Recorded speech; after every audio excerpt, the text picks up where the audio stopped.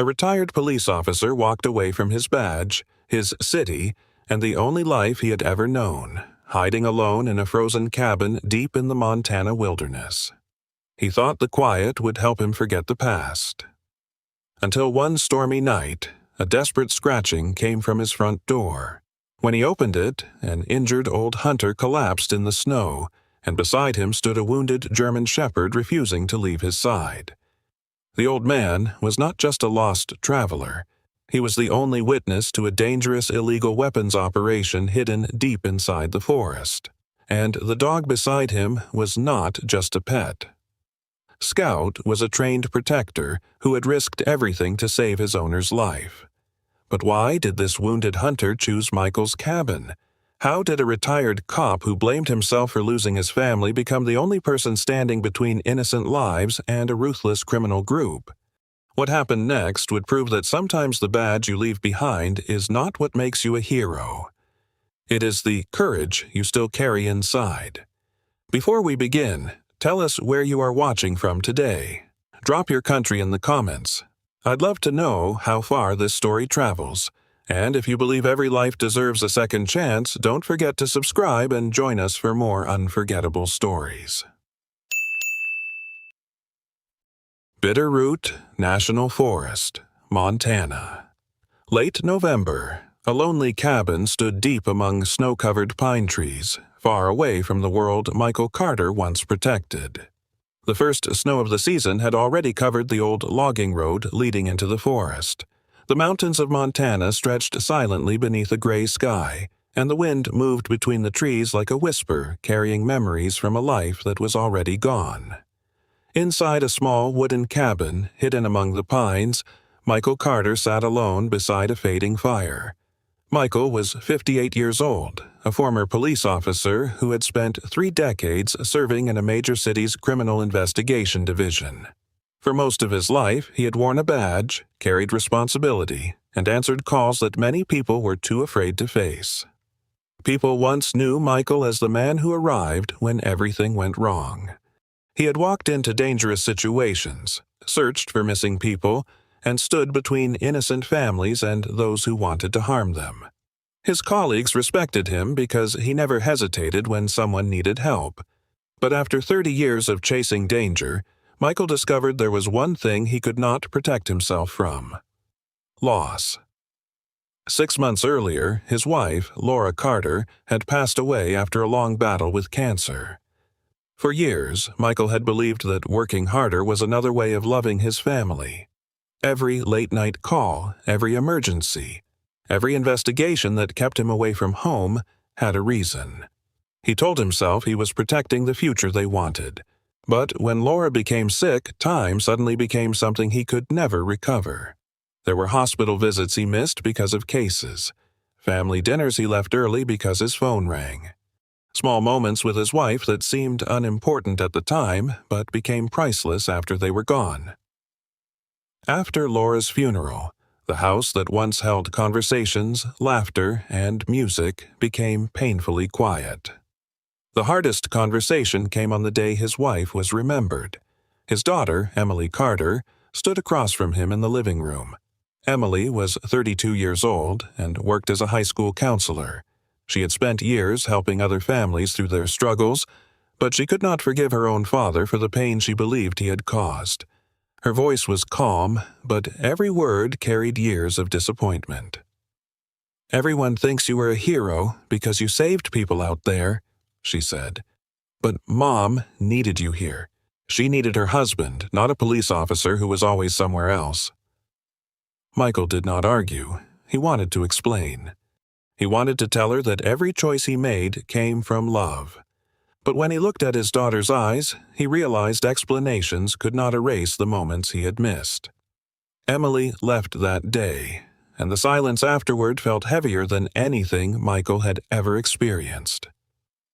A few weeks later, Michael made a decision that surprised everyone who knew him. He retired completely. He placed his badge inside a small wooden box and stored it in the back of a closet. Then he left the city. He drove north until the buildings disappeared, until the roads became narrower, and until the sound of traffic was replaced by the sound of wind moving through the forest. The cabin in Bitterroot National Forest had belonged to an old friend who no longer used it. It was small, old, and far from convenient. That was exactly why Michael chose it. He did not want comfort. He wanted distance. The first morning after arriving, Michael woke before sunrise out of habit. For 30 years, his body had followed the same routine. Wake up early, check his equipment, prepare for the day. But there was no assignment waiting, no radio calling his name, no partner standing beside the door, only a quiet cabin surrounded by endless trees. He made coffee and stood by the window, watching snow fall onto the empty road. The cabin still felt like someone else's place. Cardboard boxes remained unopened in the corner.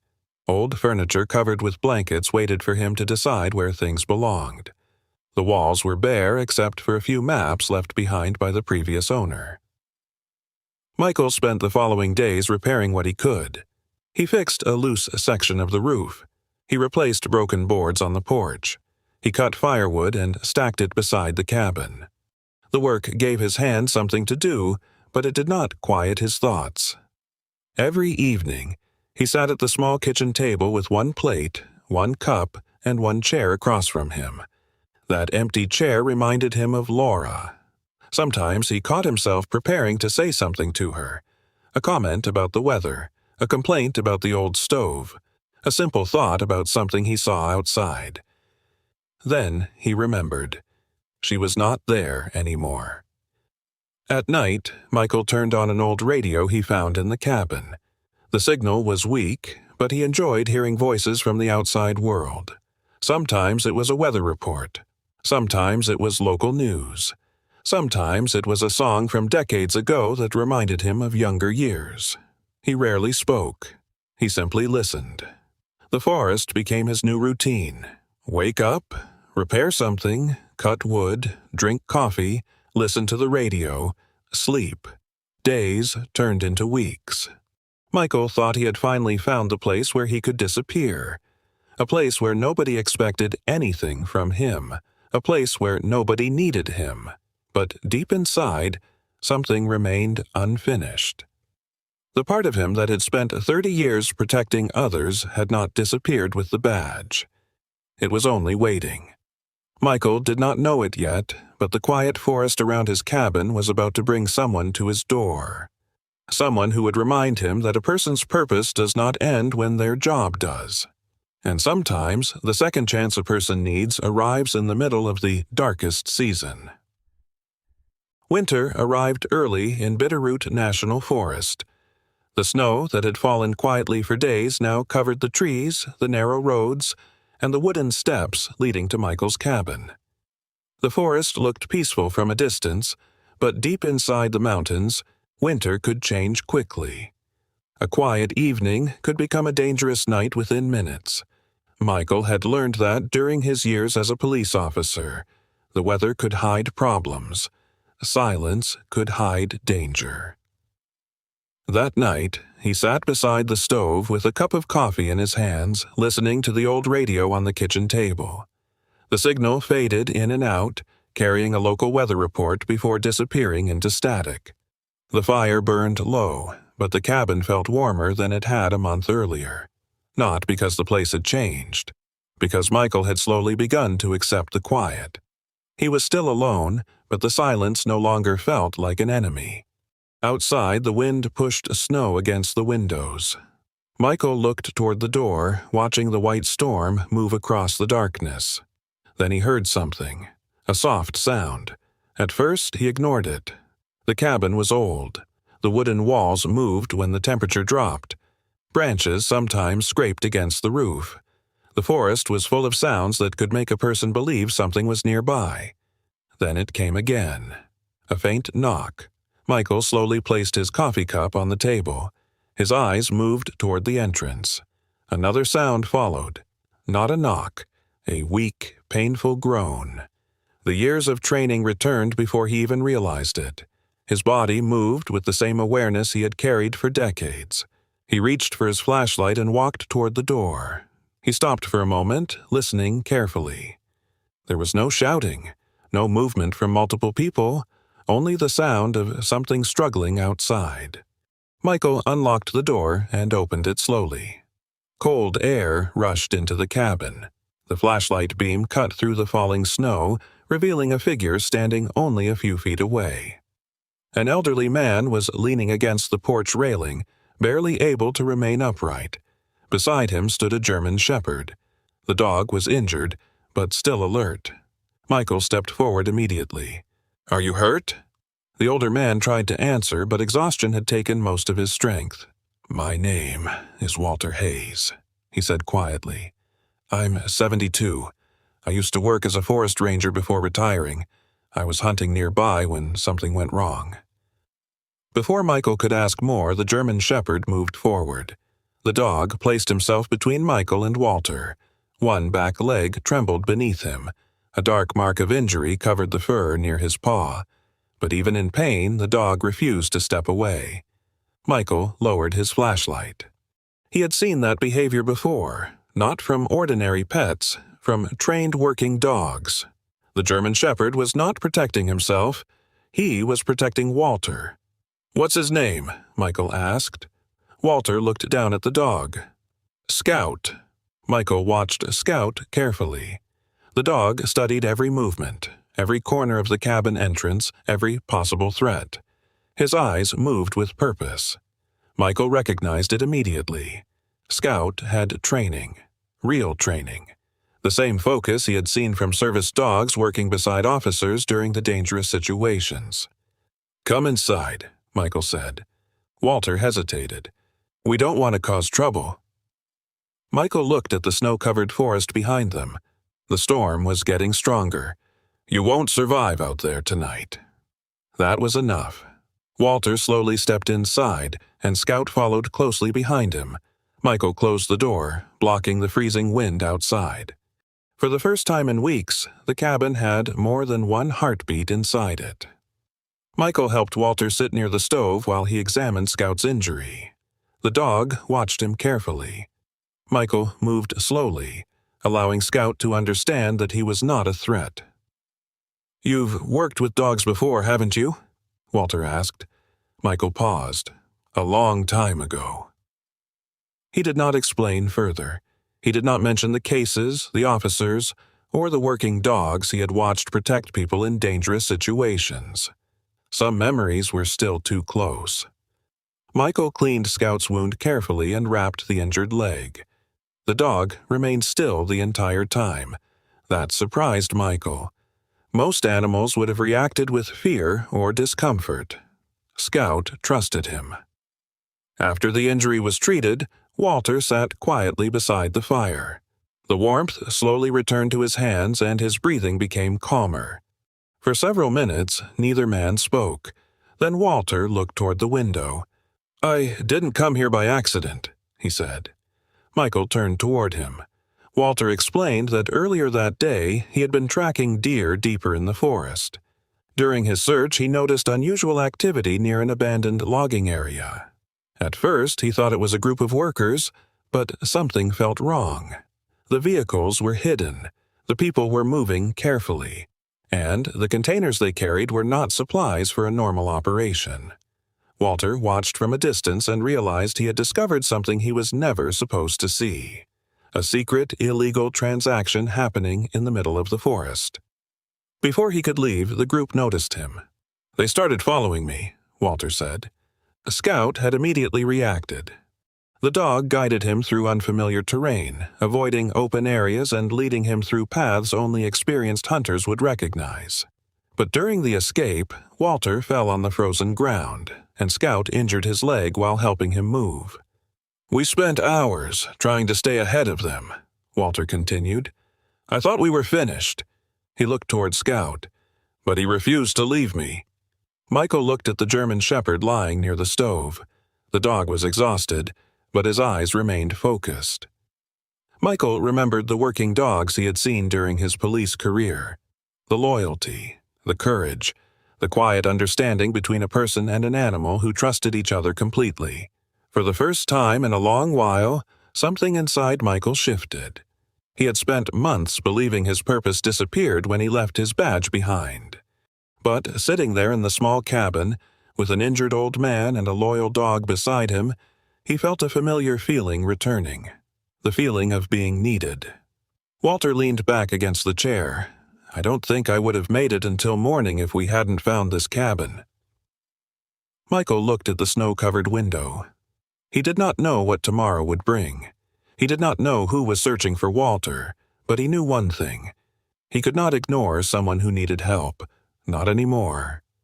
And outside, hidden beyond the trees, the winter forest remained silent, waiting for what would come next.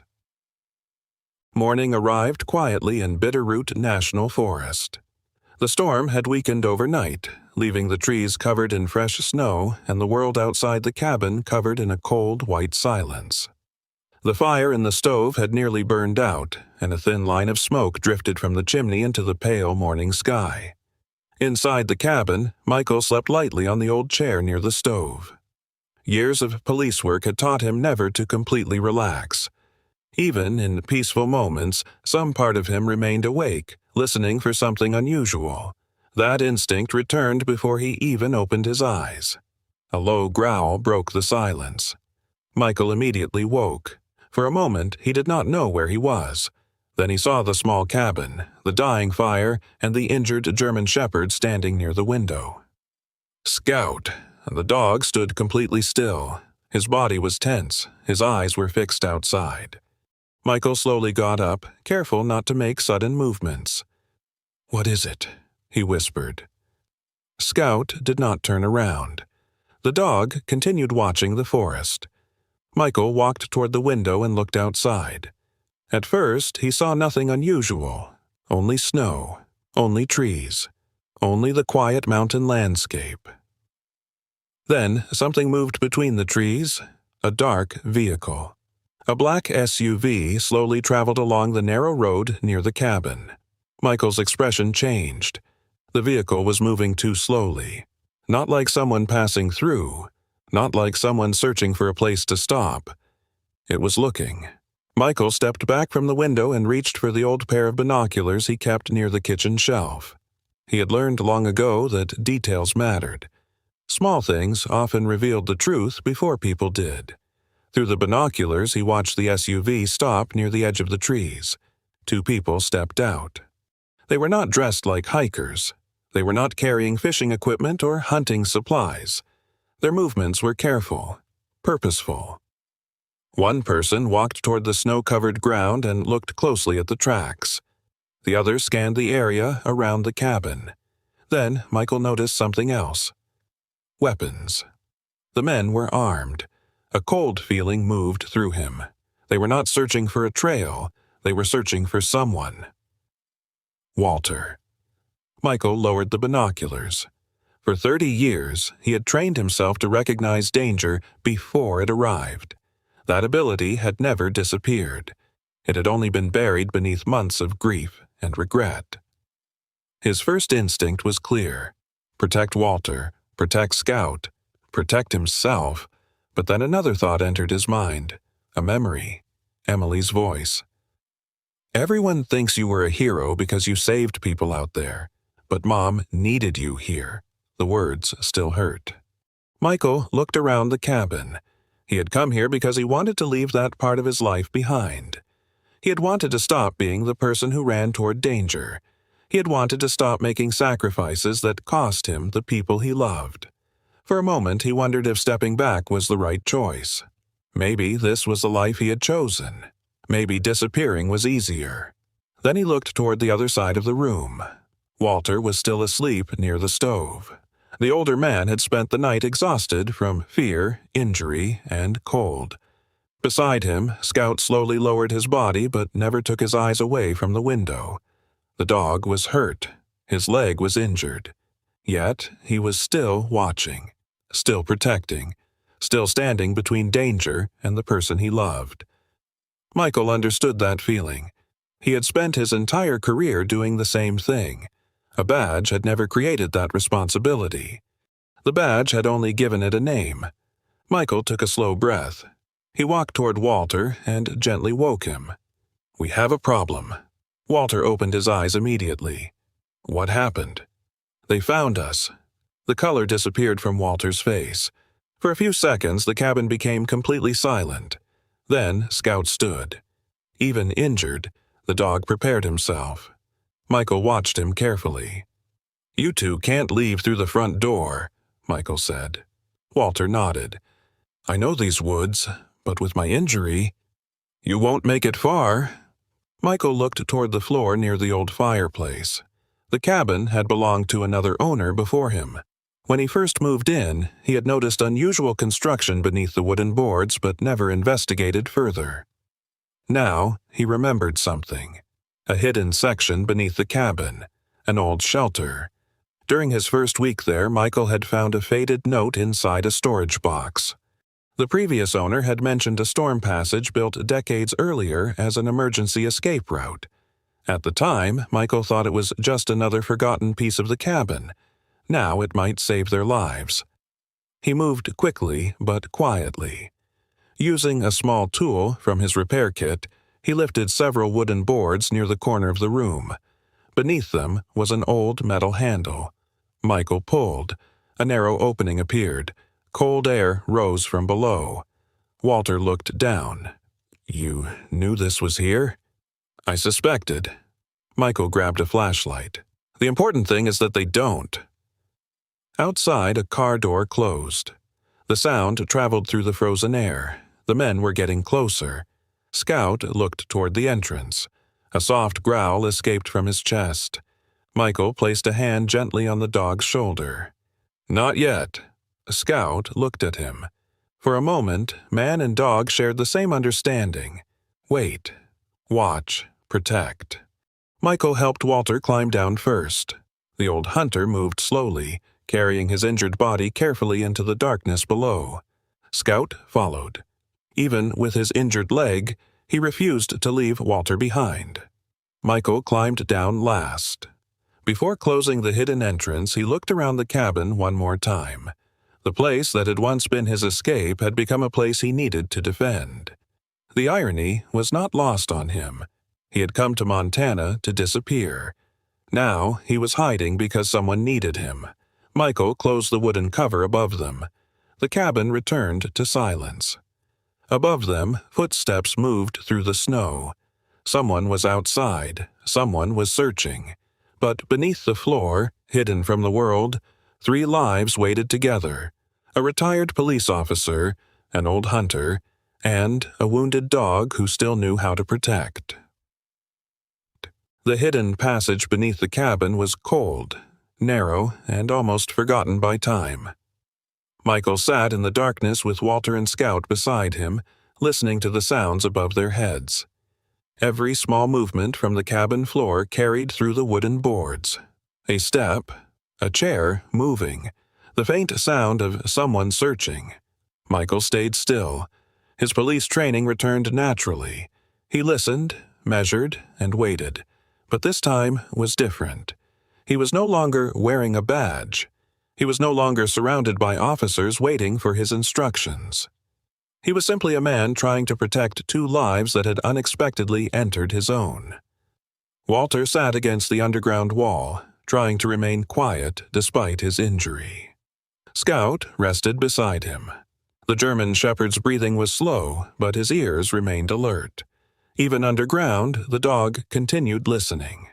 Michael looked at him and quietly shook his head. "You never stopped working, did you?" Scout looked back at him. For a brief moment, Michael almost smiled. The dog reminded him of a time when he still believed protecting others was enough to make everything right. After several minutes, the sounds above faded. Michael waited longer before reaching for his phone. The old device had barely any signal inside the underground passage. He moved carefully toward the upper section of the tunnel where a small opening allowed a weak connection. He looked at the screen. 1 bar. That was enough. Michael searched through his contacts. There was only one person he trusted enough to call: Daniel Brooks. Daniel was 56 years old and currently served as the sheriff of the county near Bitterroot National Forest.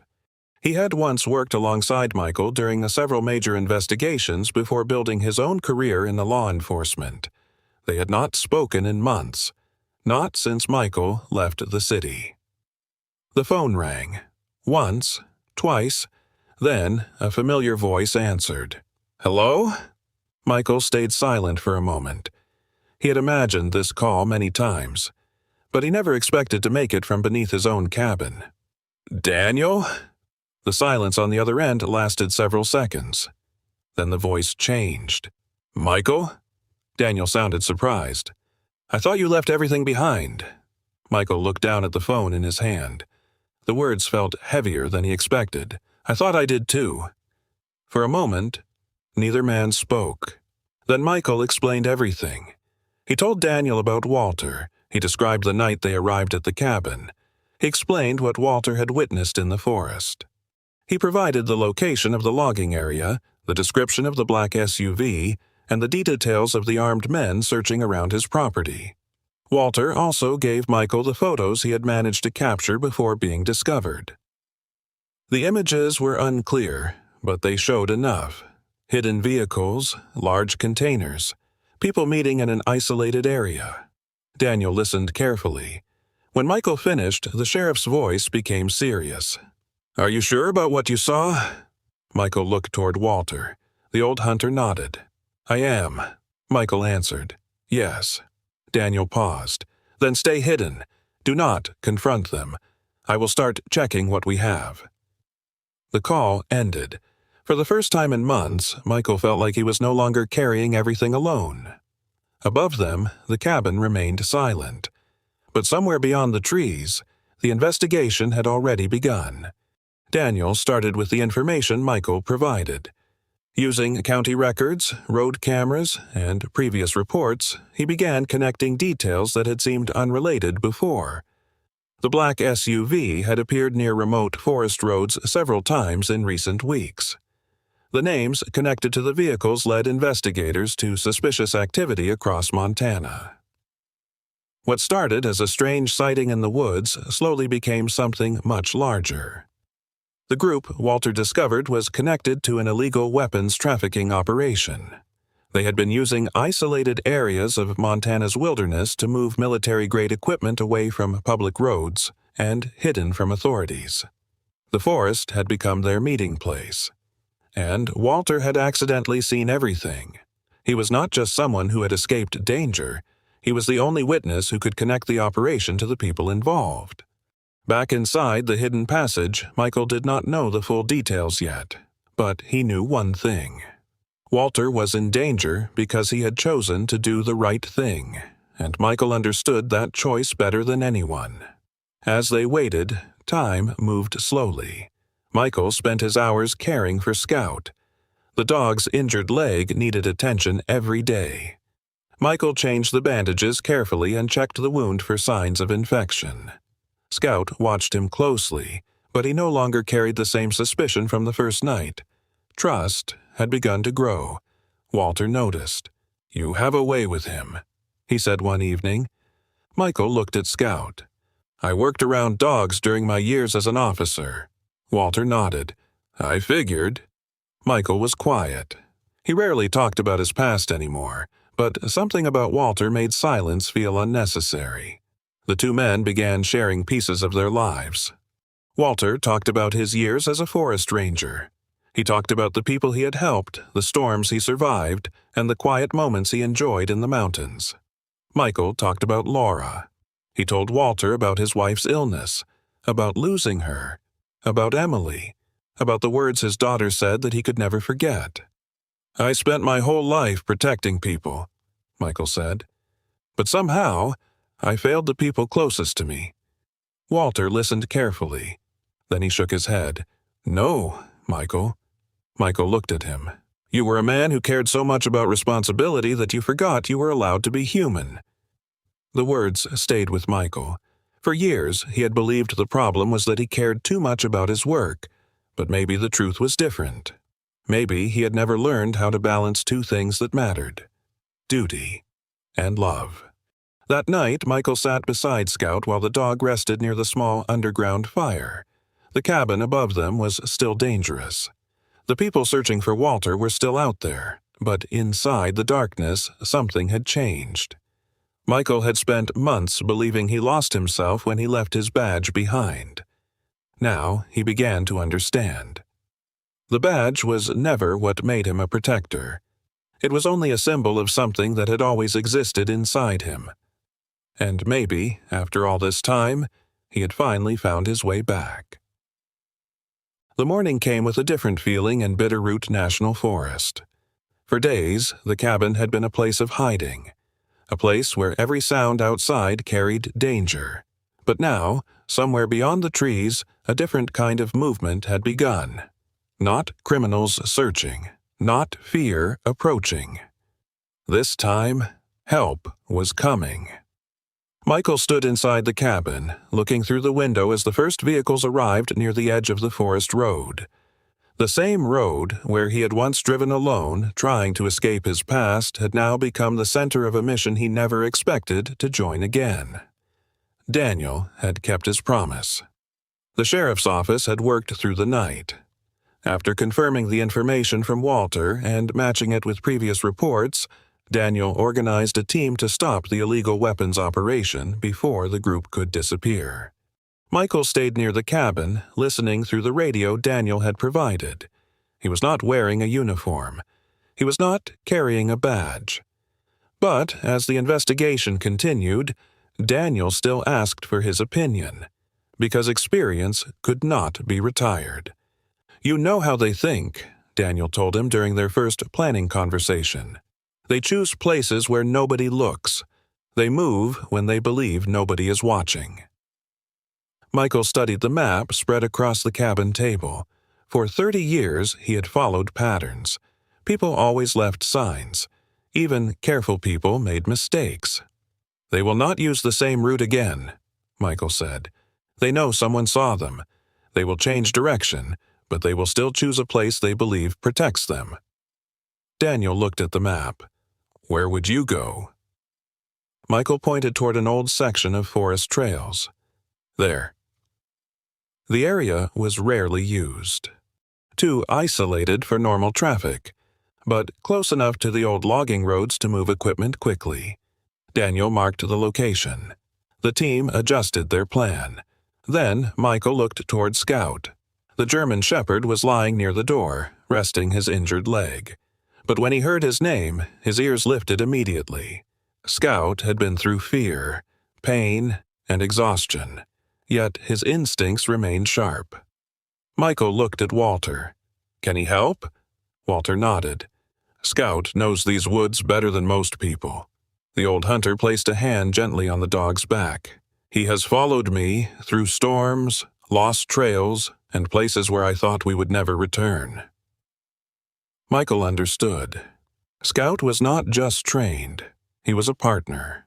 The operation began before sunrise. The forest was covered in a thin layer of morning fog. The sheriff's team moved quietly through the trees, following the route Michael predicted. But after several hours, they reached a point where the trail disappeared. The ground was covered with fresh snow. There were no obvious tracks, no tire marks, nothing that revealed where the group had gone. Michael looked at Scout. The dog stood still, nose lifted toward the cold air. He walked slowly forward. Everyone watched. Scout moved through the snow, stopping every few steps. He ignored the obvious paths. Instead, he followed something hidden, a scent, a memory, a trail only he could understand. The dog eventually reached a narrow area between two groups of trees. Behind the snow-covered branches was an old service road almost impossible to notice. Daniel looked at Michael. "You were right." Michael shook his head. "No." He looked at Scout. "He found it." The team followed the hidden route. Several minutes later, they discovered what they had been searching for, a concealed storage area. Large containers were hidden beneath protective covers. Inside were illegal military weapons that had been moved through the forest.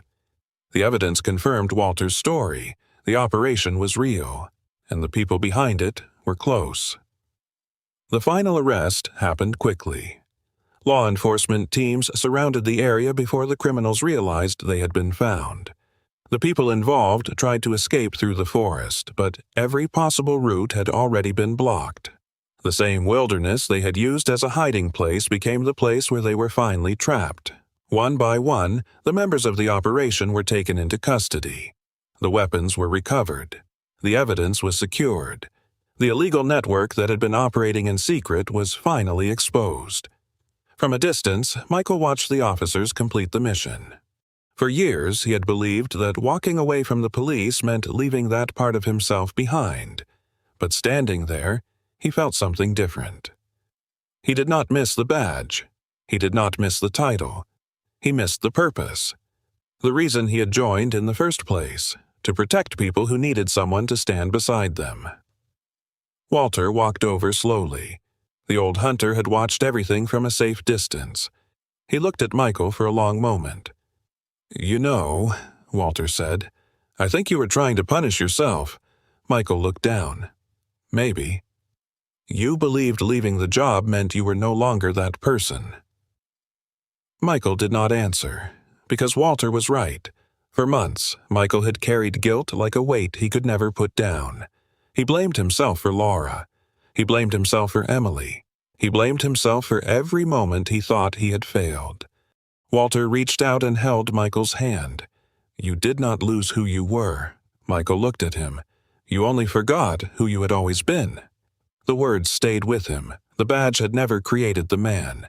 The uniform had never created the courage. Those things only showed what was already there. A person who chose to help, a person who stepped forward when others stepped away, a person who still cared. Scout walked over and sat beside Michael. The dog looked up at him with calm eyes. Michael placed a hand on his head. A few months earlier, he had come to Montana believing his life was over. He thought his best years were behind him, but now he understood something. A person's purpose did not disappear when one chapter ended. Sometimes it waited quietly until the right moment came, and sometimes the path back was found through a wounded dog, a lost hunter, and a choice to help one more time. Later that evening, as the forest returned to silence, Michael stood outside the cabin, the same cabin where he had once planned to disappear. Now it felt different. It was no longer a place of escape. It was a place where he had remembered himself. The story spread through Montana faster than Michael expected. A few days after the operation ended, a local newspaper published an article about the illegal weapons investigation that had been uncovered deep inside Bitterroot National Forest. The headline did not mention a retired police officer. It did not mention a man who once carried a badge. Instead, it focused on the people involved. An elderly hunter who survived because he refused to give up. A loyal German shepherd who protected his owner despite being injured. And a former police officer who stepped forward when someone needed help.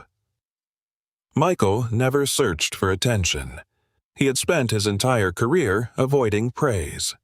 For him, helping people had never been about recognition, but somewhere far away from Montana, someone saw that story.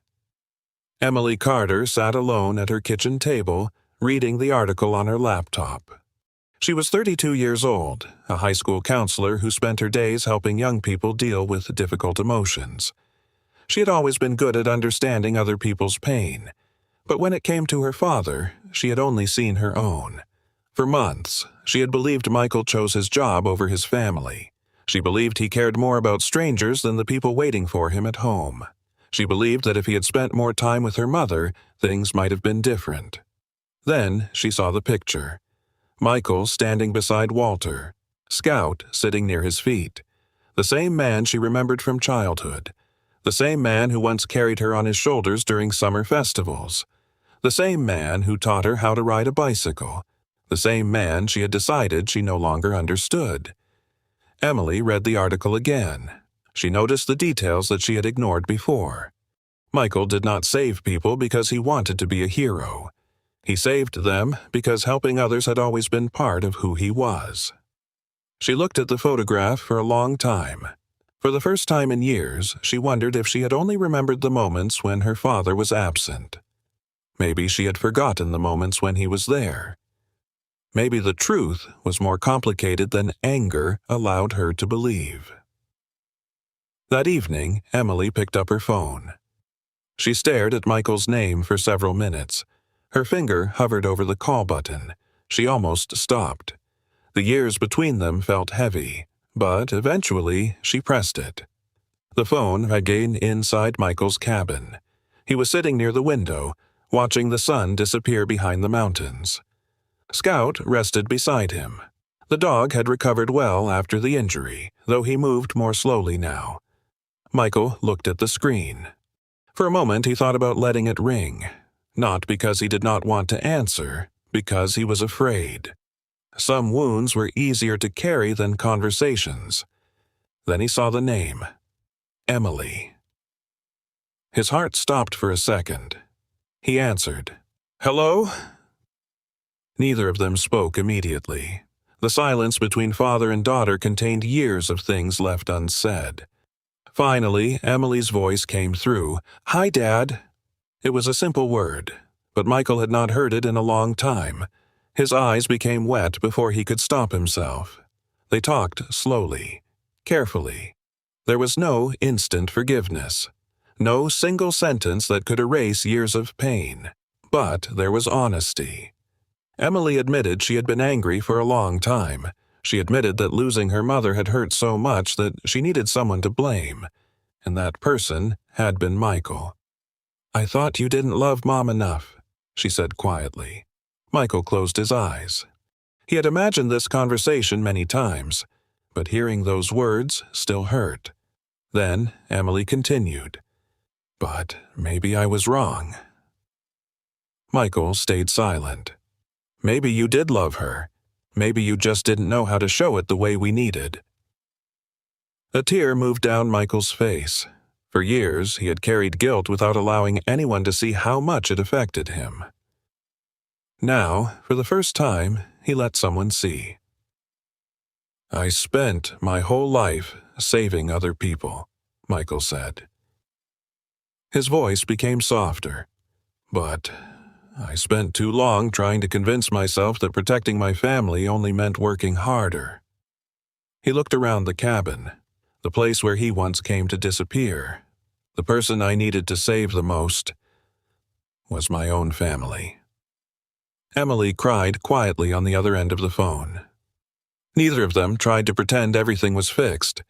They both knew healing would take time, but something important had changed. The door that had been closed for years was finally open again. Summer arrived in Montana.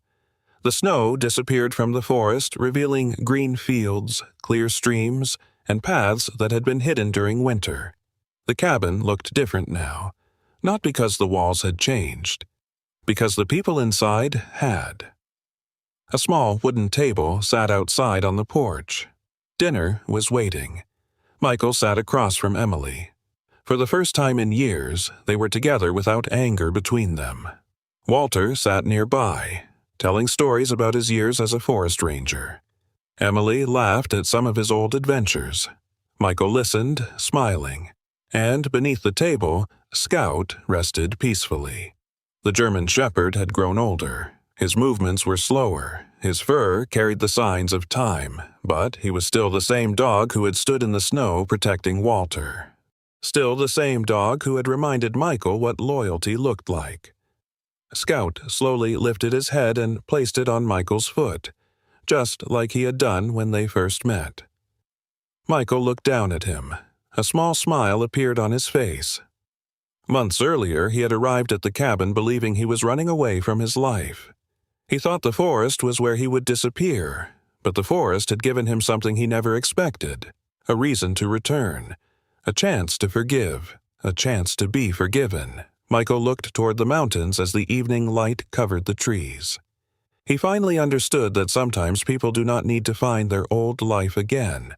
Sometimes they only need the opportunity to become the person they were always meant to be. And sometimes that second chance arrives through an injured hunter, a loyal dog, and a door that opens on the coldest night of the year.